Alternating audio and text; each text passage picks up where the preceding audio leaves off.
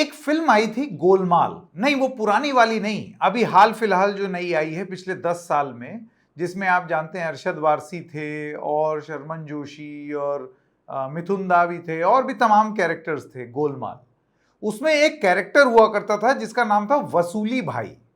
वसूली भाई का काम था वसूली करना, हर जगह जाकर के वो पैसा मांगते थे कि मेरा पैसा दो, मेरा पैसा दो। तो क्या इस देश का रोड मंत्रालय गोलमाल फिल्म का वो वसूली भाई बन चुका है? नमस्कार, मैं हूं संकेत उपाध्याय और आप देख रहे हैं इशारों इशारों में। आज हम बात करने वाले हैं टोल वसूली की। सड़क पर आप जाते हैं, जरा सा आप निकले नहीं, खट्ट से एक बैरियर आ गया, वहां पर आपको टोल देना होगा, आपका फास्ट टैग से पैसे कट जाएंगे और उसके बाद फिर आप आगे निकलेंगे। थोड़ा सा ही आगे गए, फिर टोल आ गया, फिर वही प्रक्रिया। चलिए ठीक है, कहा यह जा रहा है कि यह राष्ट्र के निर्माण में बिल्ट ऑपरेट ट्रांसफर मॉडल के हिसाब से एक टोल की व्यवस्था है। यह क्या होता है? दरअसल जब सरकार गरीब होती है या सरकार अपने आप से उच्च सुविधाएं नहीं मुहैया करा सकती क्योंकि इतने पैसे ही नहीं है उसके पास, तो वो प्राइवेट प्लेयर्स को कहती है कि आइए आप सड़क बनाइए और उसके बाद फिर जगह जगह ये टोल लगा दिया जाएगा और धीरे धीरे करके आपका पैसा आपको वापस दे दिया जाएगा। और जब ये पैसा पूरा हो जाए तो उसके बाद फिर आप अपना ये टोल नाका हटा लीजिएगा क्योंकि सड़क तो बन गई। अब यहीं पर आता है पेंच, और पेंच ये आता है कि मैंने तो सड़क बना दी, भर भर के टोल भी वसूल रहा हूं, लेकिन हर साल कुछ ना कुछ नया पेंच ये हो जाता है कि भाई ये सड़क की मरम्मत में मेरा इतना लग गया, उसमें इतना लग गया, उसमें इतना लग गया। हमने तो टोल बढ़ते ही हुए देखा है, हटते हुए तो अभी बहुत ये खुशनसीबी प्राप्त नहीं हुई।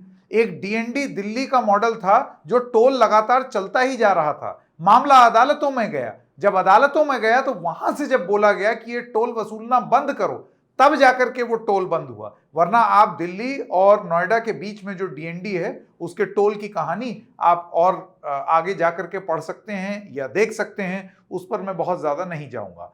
खैर, अब आते हैं एक दूसरे मुद्दे पर। यहां पर टोल वसूल कितना किया जा रहा है आपसे, हम उसकी बात कर ही नहीं रहे हैं। एक बार को मान लेते हैं कि राष्ट्र निर्माण में अच्छी सड़कों के लिए हम ये टोल दे देते हैं, तो फिर सड़कें इस लायक बनाइए, सड़कों में ये हालत ना हो कि बड़े बड़े गड्ढे हो जाएं। नेशनल हाईवे जिसपे 120 की स्पीड पर गाड़ी चलनी होती है, उसमें यह ना हो कि गाड़ी उड़ उड़ जाए या फिर गाड़ी उसके अंदर समा जाए, सड़क के अंदर ही, और सड़क ही फट जाए, दो दो फाड़ हो जाए, दो टुकड़े में हो जाए। ये सब नेशनल हाईवेज में होते हुए हमने देखा है। फिर भी चलिए एक बार को मान लेते हैं कि कोई होगा, किसी ने खराब काम किया होगा, उसको अब सरकार सजा देगी या कुछ फाइन लगाएगी, तमाम सारी चीजें करेंगी। एक जरूरी चीज अब आपके स्क्रीन पर आ रही है, उन लोगों की, ये लिस्ट उन लोगों की है जिनको टोल देने की ही जरूरत नहीं है। वाह भाई वाह, आप टोल दें, भर भर के टोल दें। यहां तो एक बात ऐसी भी सुनने में आई कि एक इंसान अपनी गाड़ी मुंबई भेज रहा था एक ट्रैक्टर ट्रॉली में रख के, और उसको मैसेज आने लगे कि उसकी अंदर, ट्रॉली के अंदर जो गाड़ी थी वो जितनी बार किसी टोल बूथ से निकलती थी उसका भी टोल कट जा रहा था। उसको लगा कहीं चोरी तो नहीं चली गई। बाद में पता चला इतना बढ़िया होता है फास्टैग का सिस्टम कि वो अंदर उसमें ट्रॉली में रखी हुई गाड़ी का टोल कट रहा था। तो चलिए, एक तो व्यवस्था ये हो गई, आप और हम दे भी रहे हैं, कोई बहुत ज्यादा सवाल भी नहीं कर रहे हैं। लेकिन ये लिस्ट के लोग, इनको कौन सी बड़ी गरीबी छा रही है भाई, जो ये टोल के लिए इनको पूरी छूट है? कोई टोल नहीं। Ministry of road transport and highways की वेबसाइट का ये जो आप अंश अभी देख रहे हैं अपने स्क्रीन पर, इसमें साफ साफ लिखा हुआ है, exemptions and discounts as per National Highway Fee Determination of Rates and Collection Rules 2008, यानी कि सन 2008 से किन लोगों को रियायत या छूट नेशनल हाईवे की फीस देने पर दी गई है, ये 2008 से तय है। एज पर रूल नंबर 11 ये कहता है, the national highway fee determination of rates and collection rules 2008 exemption from payments of fee has been extended to the following. और ये बहुत जरूरी बात है जो आप ये देखें, इसमें लिखा हुआ है एग्जेम्पशन फ्रॉम पेमेंट ऑफ फी। किन किन लोगों को टोल भरने की जरूरत नहीं है, यानी कि उनको रियायत नहीं, उनको टोल ही देने की जरूरत नहीं है। जैसे ही उनकी गाड़ी आएगी सारे बैरियर ऊपर हो जाएंगे, यूं लोग सलामी देंगे और भर से एकदम निकल जाएंगे अपनी गाड़ी लेकर के, सनसनाते हुए, वाऊ वाऊ आवाज करते हुए। कौन कौन लोग हैं ये? इसमें एक चीज और है और वो बहुत इंटरेस्टिंग है, आप ये देखिएगा। इसमें लिखा है exemption from payment of fee, no fee, यानी कि कोई टोल नहीं लिया जाएगा, will be levied and collected from a mechanical vehicle, यानी कि अगर कोई गाड़ी इन लोगों की आई तो उनसे कोई टोल नहीं लिया जाएगा। ट्रांसपोर्टिंग एंड अकंपनिंग, मतलब ये जो लोग हैं ये अगर खुद अकेले एक गाड़ी में आए या फिर इनका पूरा काफिला आए, ट्रांसपोर्टिंग एंड अकंपनिंग, यानी कि आगे पीछे अगर मजमा लगा है तो वो भी सनसनाते हुए निकल जाएगा। कौन कौन? सबसे पहली बात, द प्रेसिडेंट ऑफ इंडिया। अब आप मुझे यह बताइए कि क्या प्रेसिडेंट ऑफ इंडिया भारत सरकार को टोल नहीं दे सकते? एक बात पूछ रहा हूं, क्या नहीं हो सकता? क्या यह सवाल पूछना अपराध है? अगर वो भी इस देश के प्रथम नागरिक हैं, इस देश के नागरिक हैं, तो क्या उनको टोल नहीं देना चाहिए? Second, the vice president of India Jagdeep Dhankhar ji, इससे पहले भी तमाम प्रेसिडेंट, वाइस प्रेसिडेंट, इनको टोल देने की जरूरत नहीं थी। क्यों नहीं है?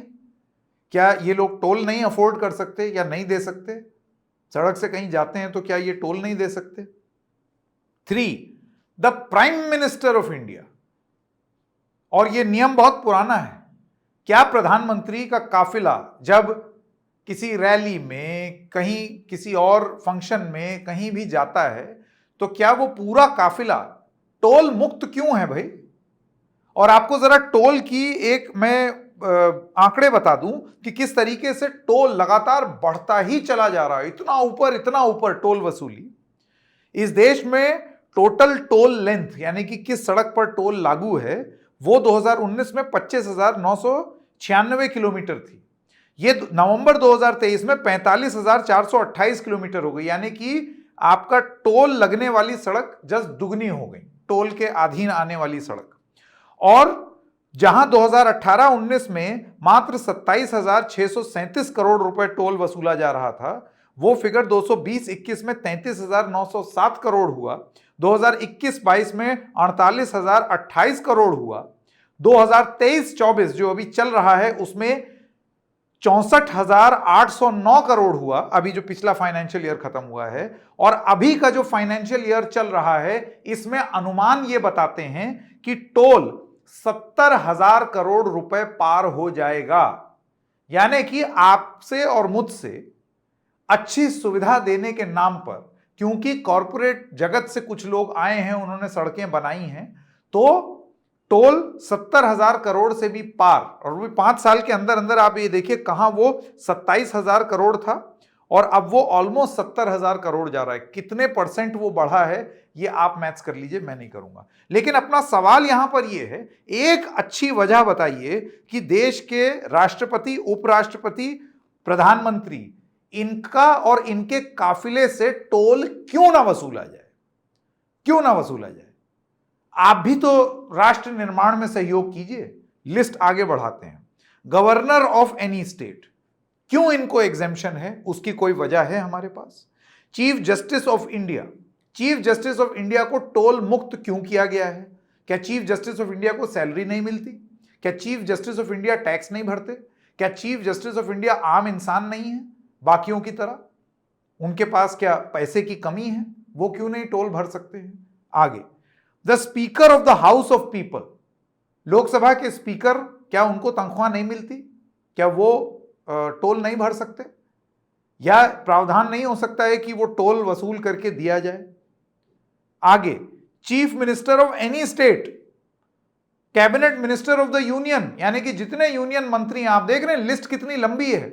और ये जान लीजिए, ये जितने लोगों का नाम मैंने यहां लिया है, ऐसा नहीं है कि इन्होंने एक अपनी छोटी सी आल्टो गाड़ी उठाई और चल दिए कि इन्हीं का माफ हो रहा है। जब 10-10 गाड़ी आगे 10 पीछे जब चलेंगी, इन सब का टोल माफ हुआ चला जा रहा है। जहां जहां जा रहे हैं वहां हो रहा है। क्यों हो रहा है? कितने सारे लोग हैं, जरा आप सोचिए, राजस्व का नुकसान कितना हो रहा है।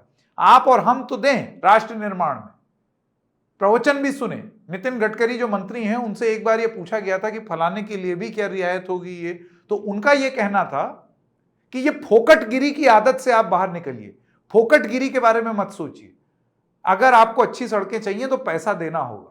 कि कभी भी ये पत्रकारों को या किसी को भी किसी प्रकार की सहूलत मैं कभी नहीं दूंगा। पहले सवाल का जवाब ये है, आपको ही नहीं और किसी को भी नहीं दूंगा। इसका कारण मंत्री महोदय महाराष्ट्र में आपने किया है और सरकार पर कोई बहुत बड़ा बोझ नहीं होगा। मैंने कहीं नहीं किया और मैं करूंगा नहीं। ठीक है सर। इसका कारण ऐसा है कि एक क्राइटेरिया शुरू होता है तो फिर स्वतंत्रता संग्राम सैनिक है, फिर दिव्यांग है, फिर महिलाओं को विशेष आएगा, तो ये सब करते हैं कि देखो हमने मार्केट से कर्जा उठाया। ये दूसरी बात, सरकार के पास मैं 15 लाख करोड़ के हाईवे बना रहा हूँ, मेरा बजट 1,20,000 करोड़ है, मैं मार्केट से ब्याज से पैसे उठा रहा हूँ, मुझे पैसे वापस करने पड़ेंगे। तो आपको अगर देखो, if you want good services we have to pay for it. अभी मैं ये हॉल में बैठा हूँ, यहाँ एसी लगा हुआ है, स्टेज अच्छा है, ये बोलने वाले बहुत अच्छे हैं, इनको सबको पैसे दिए। अगर फुकट में करना रहता तो मैं वो लॉन पे बैठता और विदाउट लाउड स्पीकर आपको भाषण देता। इस लिस्ट के हिसाब से तो नितिन गडकरी खुद ही टोल नहीं दे रहे हैं। इस लिस्ट के हिसाब से तो जितने यूनियन मिनिस्टर हैं और उनके आगे पीछे जो उनका लाव लश्कर है वो टोल नहीं दे रहा है। क्यों? आप भी फोकटगिरी मत कीजिए ना, टोल आप भी दीजिए, हम भी देंगे, हम सब मिल करके राष्ट्र निर्माण करेंगे।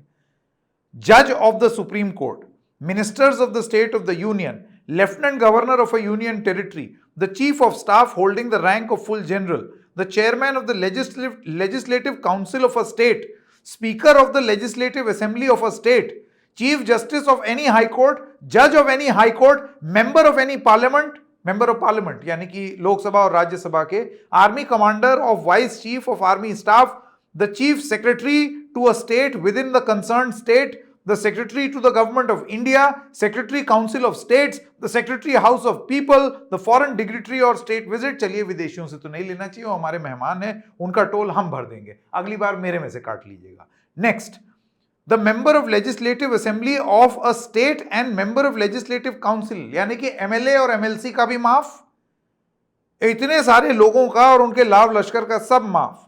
अवॉर्डी ऑफ परमवीर चक्र, अशोक चक्र, एक बार को हम ये भी समझ सकते हैं कि ये हम रिस्पेक्ट की तरह उनसे टोल नहीं वसूल रहे हैं। ये लास्ट वाला जो रियायत है या एग्जेम्पशन है वो समझ में आता है। आगे बढ़िए, ministry of defence including those which are eligible for exemption, ministry of defence के लिए भी चलिए उस पर टीका टिप्पणी नहीं करेंगे, वो नहीं दे रहे हैं टोल, कोई बात नहीं। Central and state armed forces in uniform, ये भी समझ लिया। एग्जीक्यूटिव मैजिस्ट्रेट क्यों, फायर फाइटिंग डिपार्टमेंट और ऑर्गेनाइजेशन समझ सकते हैं, इमरजेंसी के लिए जा रहा है तो वहां पर कोई सवाल नहीं है। एम्बुलेंस हो गई, उससे कोई सवाल नहीं। फ्यूनरल वैन हो गई, उस पर कोई सवाल नहीं। Mechanical vehicle specially designed and constructed for use of a person suffering from a physical disability, मैं यहां तक मानने को तैयार हूं, ये सारे वाजिब हैं। लेकिन ये जो ऊपर का पोथा था, आप मुझे ये बताइए कि ये क्यों ना दें टोल, इनसे भी तो वसूलिए। ये क्यों फोकटगिरी में विश्वास रखें, इनसे भी तो वसूलिए टोल। वसूली भाई ढंग से वसूलें, तब तो हमें भी लगे कि ठीक वसूली हो रही है। और हां, ये एक मैं आपको ये बताना चाहता हूं, इसमें एक पॉइंट है जो कि आपको देखना होगा, ये है यूज्ड फॉर ऑफिशियल पर्पस, यानी कि ऑफिशियली अगर इस्तेमाल हो रहा है तो इसमें एक रियायत जो दी गई है वो national Highway Authority of India यानी कि एनएचएआई ने अपने आप को रियायत दे दी है कि हम कहीं जाएं तो हमें टोल ना देना पड़े। तो जो लिस्ट फॉर ऑफिशियल पर्पस उसमें है National Highway Authority of India और any other government organisation using such vehicle for inspection, survey, construction और operation of national highways and maintenance there. आज ये सवाल आपको अपनी ही सरकार से पूछना है, राज्य सरकारों से पूछना है। अगर ये टोल वसूलना शुरू हो गया, ये जो रियायत आप दे रहे हैं, आपको शायद फिर वो दर्द समझ में आने लगेगा लोगों का, जब वो भर भर के टोल दे रहे हैं। टोल अमाउंट बढ़ता ही चला जा रहा है, 20-20, 30-30 किलोमीटर में टोल बूथ आ जा रहे हैं, 60 किलोमीटर के स्ट्रेच में 3-3 टोल आ जा रहे हैं, भर भर के टोल भरा जा रहा है। जब आपकी जेब से जाना शुरू होगा, हम उम्मीद करेंगे तब आपको शायद दर्द समझ में आएगा। तब तक के लिए हम नहीं जानते, सवाल तो पूछ ही सकते हैं। एक सुझाव और छोटा सा, हम लोग तो चलिए टोल दे रहे हैं, आप तो लीडर हैं, लीडरान हैं, लीड बाय एग्जाम्पल। मेरा एक प्रस्ताव है, देश को आप और पैसा दीजिए, आपके टोल पर तो एक सेस लग जाना चाहिए, उस सेस का नाम होना चाहिए राष्ट्र निर्माण सेस। यानी कि अगर आम आदमी दे 20 रुपया टोल, आप दीजिए 22 रुपया। देश के निर्माण में लीड बाय एग्जाम्पल। आप लोगों को देश ने इतने बड़े बड़े पद पर रखा है, हमारी तकदीर का फैसला रखने के लिए वहां पर आप लोग हैं, तकदीर का फैसला कर रहे हैं आप। राष्ट्र निर्माण सेस ये सारे लोग देंगे जिनका नाम मैंने अभी यहां पर पढ़ा है, या फिर ये रियायत और ये छूट चलती रहेगी। इशारों इशारों में आज इतना ही, फिर मिलेंगे किसी और मुद्दे के साथ। तब तक के लिए नमस्कार।